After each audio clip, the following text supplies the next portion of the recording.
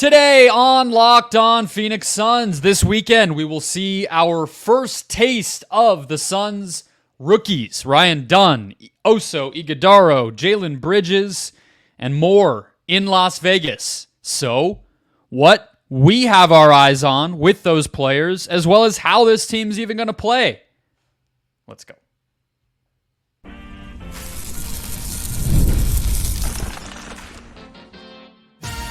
You are Locked On Suns, your daily Phoenix Suns podcast, part of the Locked On Podcast Network, your team every day.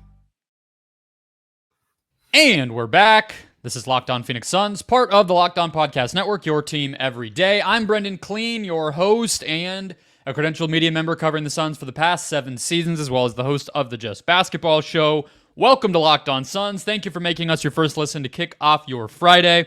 By the time you're hearing this, I'll be headed to Vegas. I hope you're excited for Summer League, the Olympics not long after. So keep it right here all summer. I'm not going anywhere. We are free and available everywhere, including YouTube. So just hit follow or subscribe. Get a new episode in your feed every single Monday through Friday, all off season long. Become an everydayer. Get locked onto the Suns right here.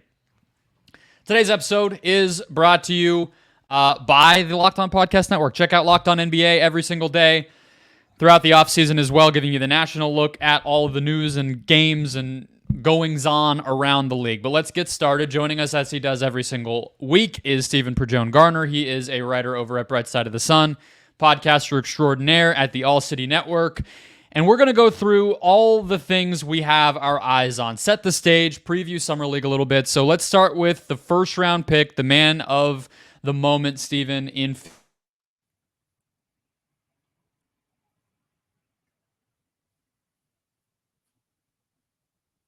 League head coach Vince LaGarza. What do you want to see? What are you hoping to see from a player like that in the Summer League environment? Because he's not going to put up buckets as far as we can expect. So what other things do you want to watch him do and kind of prove at this next level, this next chapter of his career? And speaking to Ryan Dunn specifically, right? Yep. Yeah, it's hard to gauge. I look at him through the same lens as we kind of saw with Toumani Camara last Summer League, and just kind of it's not gonna always be just the box score numbers in terms of okay, how many shots did he make, how many points did he put up, did he get to the free throw line a lot? I think it's gonna be seeing what's the confidence like when he gets these opportunities on the catch. Is he thinking about what his decision is gonna be, or is he playing in 0.5 where he's catching it and letting it fly? Catching it and moving it, stampeding the catch, or catching it and then getting into a drive and playing off a triple threat from there. There's a certain cadence to the decision-making within that I think will consistently be indicative of the confidence that he's operating with. And then the other big thing for me is, like we kind of talked about before we hopped on, how is he looking when he's spaced? Is he getting into those cutting principles that I've spoken to that I feel like will help to mitigate some of the spacing in terms of spacing to shoot issues that he might see? And how often is he kind of cycling through that decision-making quickness with the cutting ability? Yeah, it's funny. There's some aspects of him on offense where, I mean, I don't think he's not as old. He doesn't figure, at least early on, to maybe have quite the level of feel, but I've kind of been comparing it in my head on the offensive end to Toumani Camara, just in what we saw start to flash from him in terms of just making the right decision, occupying space at the right times, not hesitating on things, being a smart ball mover, because Camara was also not a guy you figured was just going to come in and run 50 pick and roll in a game and score 20 even in a Summer League environment. It was really about kind of filling in the gaps, being a good team guy, and he did that. So I guess I'm sort of looking at the same things with Dunn. Obviously, we're going to see if he has to take open threes, do they go in? If he gets to the free throw line, do those go in? But, you know, he didn't have a lot of on-ball opportunities, but his assist-to-turnover ratio this past year at Virginia was pretty close to 1-to-1. Not ugly. You know, he's able to kind of make the right reads at times and everything else. So I'm sure we'll learn a little, but maybe not a ton, because he's going to be around Summer League talent and a Summer League environment. But on the defensive end, I definitely want to see him, Vince LaGarza said this in the media availability this week that he, is already surprising some people, I think, around the Suns with his ability to make help defense and rim protection plays as a wing. Just recovering in the blink of an eye or rotating in the blink of an eye to take away shots at the rim and protect the paint despite not being a center.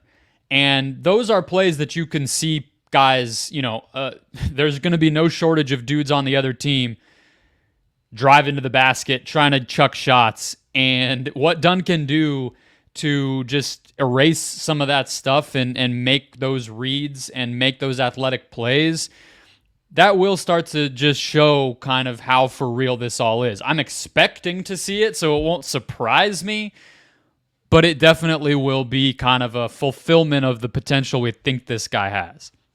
Yeah, it will be.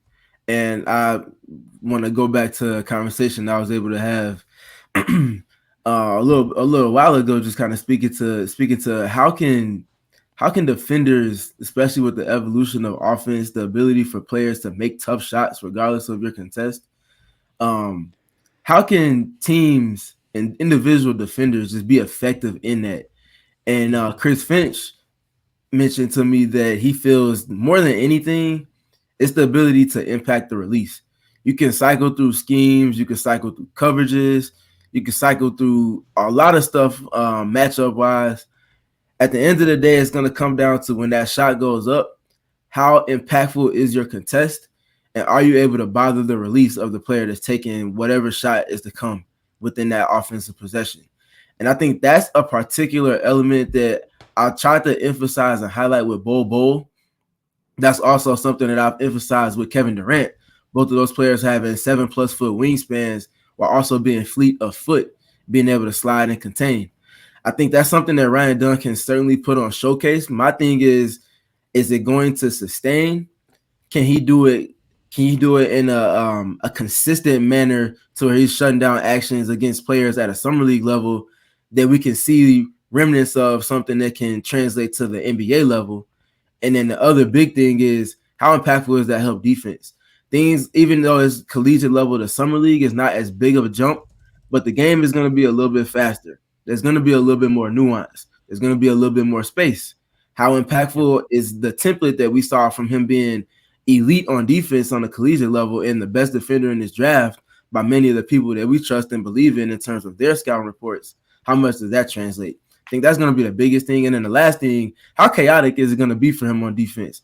How much is he springboarding the offense into transition the other way? And how impactful is his athleticism in changing ends of the floor going to be by way of that?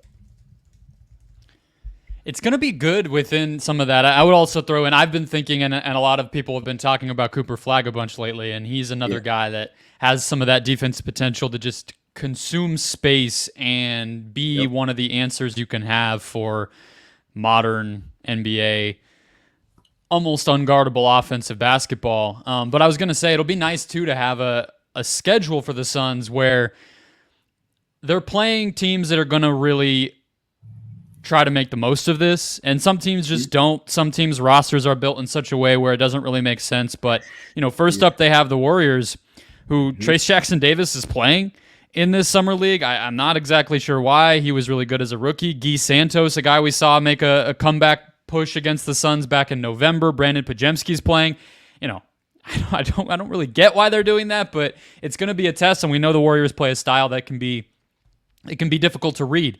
After that, they have Indiana, just their up-tempo, guard kind of heavy stuff is going to be good. And then Oklahoma City, they've been putting on a show in the Utah Summer League already. So, we'll see what they can do with their talent. Maybe more of a one-on-one opportunity for Dunn with some of the wings and perimeter scoring talent that they've put together. So it'll be a good test from that standpoint with all of that. Where did this Chris Finch conversation happen? What did you cover a game in the playoffs, or do you just know him? Did you call him up the other day? Yeah, I just texted him like, "Hey, Finchy, what's good, my guy?" Yeah, that's what it sounded like to me. No, I had the opportunity to speak with him at All-Star Weekend back in February during his media availability, and he gave a nice detailed answer. It was fun to kind of talk basketball with somebody whose stamp and impact on the defensive end was had reverb throughout the entire NBA last season, defending at historic rates across multiple stretches of the regular season. So that was fun to hear him kind of just speak to what he's been seeing in that perspective. Not a surprise that he gave the answer he gave, given the way that he unleashed Jaden McDaniels on the world this past season as another great example of a player that can do a lot of that. Chris Finch is funny. I mean, I was around him a bit for the playoffs, and he seems bored to death in media, and then he'll just whip out an awesome answer out of nowhere. Like, he'll just kind of drone on, and then you're like, hold on, did he just say something really smart and I missed it almost because I thought he was tired of me? It's funny, but he's always itching to talk basketball. And I think that's the itch that you have to scratch with a lot of the head coaches in the NBA that are built like him. I think Ty Lue is of that same ilk as well. Seems kind of bored with the mundaneness, but when you ask him like a basketball question, now he's opening up an entire box and gives you an 8-minute quote to exactly to assess from there. Yeah. One of those ones where as a writer, when you're doing it, you're like, okay, is this over yet? I'm still typing. What's going on? Yeah. All right, let's jump to Oso Ighodaro, Jalen Bridges, and the rest of this Summer Suns roster and what we're looking for there coming up next.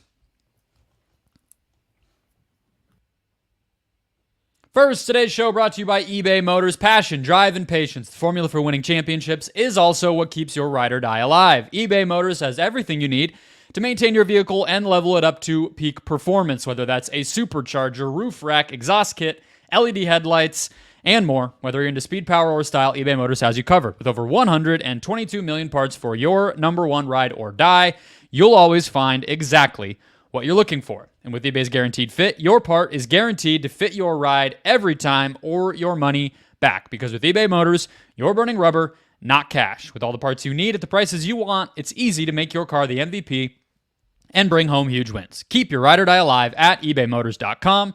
Eligible items only. Exclusions apply. eBay Guaranteed Fit only available to U.S. customers. All right, Steven. So let's jump to Oso Ighodaro, the Suns' 40th overall pick this year, rookie center out of Marquette, somebody that is also going to be a little bit of a feel guy to watch, in my opinion. I'm sure there are going to be some awesome finishes.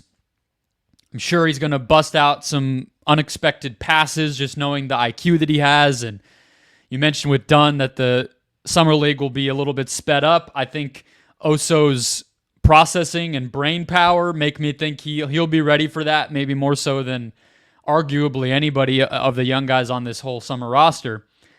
But to me, it's the defensive end that I'm going to be curious about. How do they use him?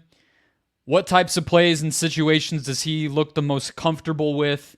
How much is he fouling? Some of those things. Just what kind of progress and development place is he in as a rookie, as a young big coming into the pro game?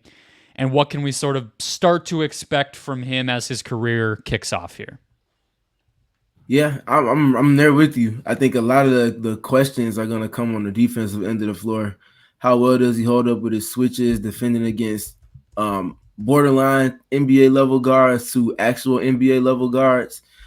Is the impact of his switching similar to what it was on the collegiate level? How well does he hold up defending in space? And then I think the other big thing, which we didn't see him do to the best of what people might have desired from him, is rim protection. He's going to naturally be in that scenario more consistently on the NBA level than he was on the college level. And it's just a matter of, can he just be solid enough? He's not going to be Dwight Howard in 2011. We know that. But can he just reach a certain level and functionality on defense to where he can still stay on the floor while also being able to get the value that his switchability and versatility provides? And I think looking at him on the defensive end, that's going to be kind of what I'm looking forward to most. But I'm also looking forward to seeing, in a positive strength suit perspective and through that lens, how well his IQ translates to the NBA level on the defensive side of the floor as well. I think naturally we'll speak to the offense as well, but I think those are the things that I'm kind of looking forward to most from him on that side of the floor in particular. And just off of that, right? Like how big does he look?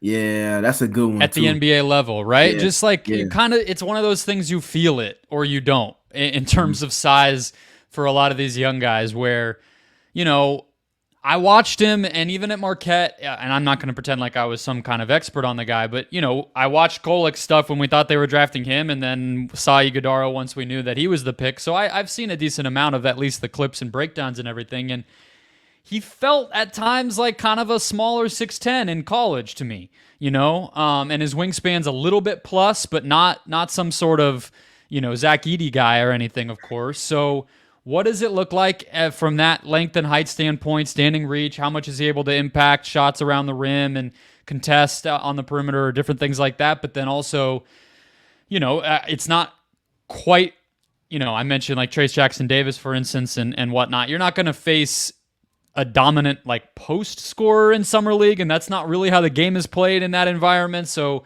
maybe it's not going to be the best test of that, but maybe, on offensive rebounds and box outs and things like the other kind of size, is he strong compared to some of the guys that he's matching up against? That'll be an interesting question as well. But what else across this roster? Who else catches your eye? What else catches your eye from a personnel standpoint? We'll go to scheme and everything to close things out, but any other players you have your eye on? Absolutely. So anybody that knows me knows that I have an affinity for guards, and boy, did the Phoenix Suns really put together just a crazy crop of guards to assess from a multitude of different lenses. Obviously, the first name I think that's going to stand out to most, that either if you watched it casually or you watched it closely on a collegiate level, Buie from Northwestern. Their program's all-time leading scorer. An abundance of buckets, I think, is just the best way to put it with him. He's just such a firecracker. He's just such a fun, unpredictable style of guard. Now, I know he's not the biggest guard. Yes, he has weaknesses, but I think for as loud as his offense can be, I think he can, by way of this opportunity with the Phoenix Suns in Summer League, really kind of carve out a niche for himself, make a name for himself, put out some good tape and film, and really find a way onto somebody's Summer League, well, not Summer League roster, but somebody's G League roster going into next season. I think he's a guard that went undrafted, but has a ton of potential. And I think this opportunity with the style of play that this Phoenix Suns Summer League team is likely to play is going to be fun to kind of gauge him from. And then the other big name for me, big on guards, I'm also big on Michigan State. So my guy Tyson Walker, not unlike Buie, is a player that has a ton of unpredictability to his game, can play on the ball and be effective off the ball as well, gets after it on defense, isn't necessarily the biggest in stature again, but there's a certain level of dog and a certain level of competitor in those two particular players.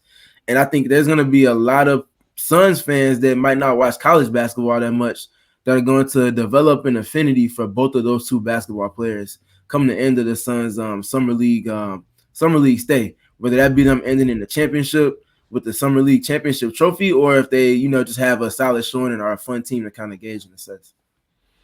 Definitely. I like both of those shout outs. Do you think that they would, so they're going into this with one open two-way slot. We haven't mentioned Jalen Bridges, but he'll be there as well. Out of Baylor, already got that slot on draft night. Then Colin Gillespie from Denver, who's been in the league for 2 years already, spent a while at college, so he's a little older, was on a two-way with Denver, and now is coming to Phoenix, not playing Summer League, though. But that already means that they have one point guard type in that slot. Do you think if Buie or Walker played well enough, would you put another point guard type guy, one position guy, in your two-way mix? Or would you say, well, we kind of want a big there because we already have a wing and a guard? What would be your mindset on that? My personal mindset is I would just see who's playing best of the players that you're assessing for that particular position. I do think the Suns ultimately try to err on the bigger of that group, so either a wing or a center to kind of have in that rotation for that particular position within the roster.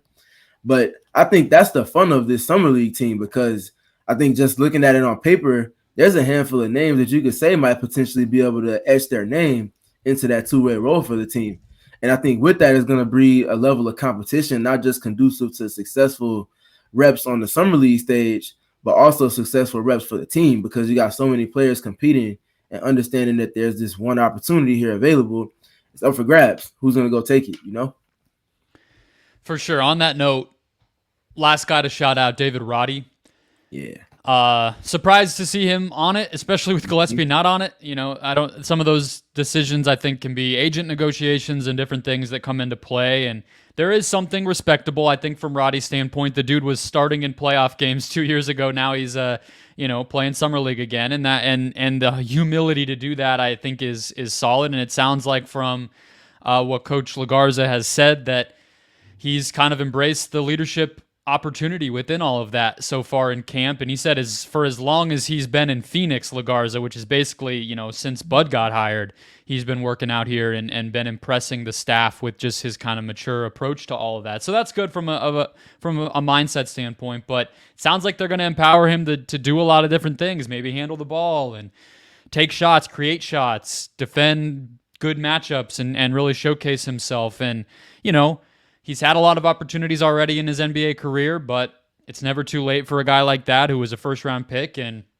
if he can just show that he can knock down shots and, be a positive impact player, then maybe that helps him be on the radar for some minutes come regular season time. And the Suns could use a player like him. If the best version of David Roddy is a player, they were in on Haywood Highsmith. We all wanted them to sign Taurean Prince. Like, not far off from that, all things considered. Maybe not the athletic guy, but everything else kind of there. So I'll be curious. I'm not saying it's going to happen, but if he could do it, then it would go a long way for sure.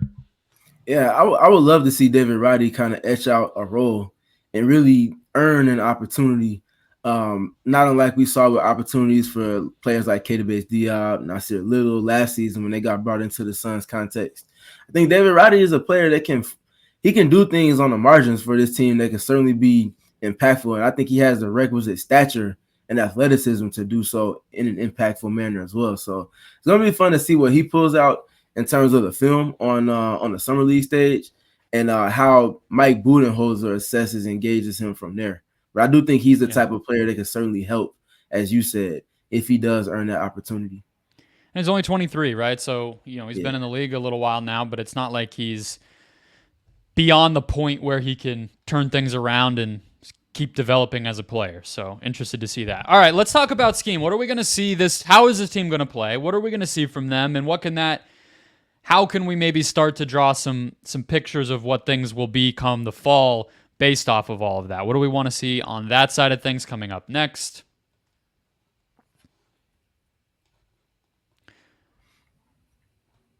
First, today's show brought to you by BetterHelp, making therapy easier, more accessible for everybody. Comparison is the thief of joy. It's easy to envy other people's lives. Look, it's the summer. People are on yachts. People are going to islands, doing all sorts of crazy things, and it might look like they have all of it together on their Instagram, but in reality, they might actually not. Therapy can help you focus on what you want instead of what others have or what you wish you had, so you can start living your best life. Again, therapy does not have to be about trauma or emergency situations or anything extreme. It can just be about centering yourself, and coping skills, and the rest. If you're thinking of starting therapy, give BetterHelp a try. It's online, convenient, flexible, and suited to your schedule. All you got to do to get started is fill out a brief questionnaire, get matched with a licensed therapist, and BetterHelp lets you switch therapists anytime for no additional charge until you find somebody right for you.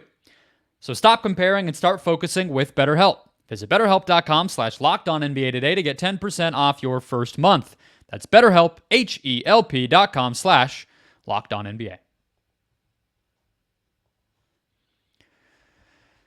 All right, let's close it out, Steven. So what are you most curious about from a style standpoint as we get our first sights of the Mike Budenholzer system, whatever this coaching staff's imprint on the style of this team is going to be? What's the biggest thing you want to start to learn as we see all that? It's hard for me to just say one answer to this question. So I kind of do it like half and half. First thing is going to be on the defensive end of the floor. Principle-wise, what are they doing with their switches? Are they aggressive on the outer thirds of the floor with their defense and reaction to coverages and different actions that they're seeing from opponents? How is Ryan Dunn being featured within all of that, especially when he's involved directly in action? I think those little things are going to be something that I'm going to be kind of watching for on defense. And then just kind of quickly on offense, the spacing template, how often are they getting the empty corner actions? How often are they playing into movement from one side to the other with intention? And what's the general cadence in terms of how often certain actions are being featured? Like things like that I'm going to really be kind of having an eye for in Summer League. Yeah, to me, it's two things that I'm not actually sure we're going to learn because it's Summer League. Yeah. Your answers are better, but the two that came to mind for me, one, how fast do they play? How much of an emphasis do they make? Are they running off of made shots? Are they just taking, first pass shots often when they're there? Are they, getting space set up early in the clock, things like that just kind of tell you that it's planned. Now that's the part to me that, Summer League can be so messy. Even if shots aren't going in, all the freaking fouls that get called just stop the tempo of the game. So it might not be the best, but I think there will be some stretches when things are flowing where you can see, hey, they 3 possessions in a row off of misses, they put up a hit-ahead pass and tried to get something early. What does it look like when they settle down after that, and just their kind of decision tree from transition to semi-transition to half court and everything else? I think we'll see some of it. And then similar thing, but how much of a focus is it to generate threes, right? And there's a bunch of ways we could see that. We expect, and I would say we know, Bud will emphasize it, and the coaching staff below him will as well in this Summer League environment. But what does that look like? How do they do it? How much do they emphasize it? And who are the beneficiaries, right? Like, I think that's where we can start to see some of the personnel stuff make more sense to us. Like you said, with the spacing and just where they're funneling those shots. Is it drive and kick? Is it, guys running off screens? Like, there's all sorts of the why, the how. But big picture, we know the team wants to try to do that, and that Bud has historically gotten that out of his team. So this will be the first look we have at what that all will look like. So, yeah, I think we can agree it's a little tough, but I think we'll come away from Summer League feeling like, okay, generally speaking, here's some things they want to do and how they're going to go about it. Yeah, for sure. And I think, especially with Ighodaro, he can be such a fun basketball player to watch on offense. You talked about his processing and just his general IQ.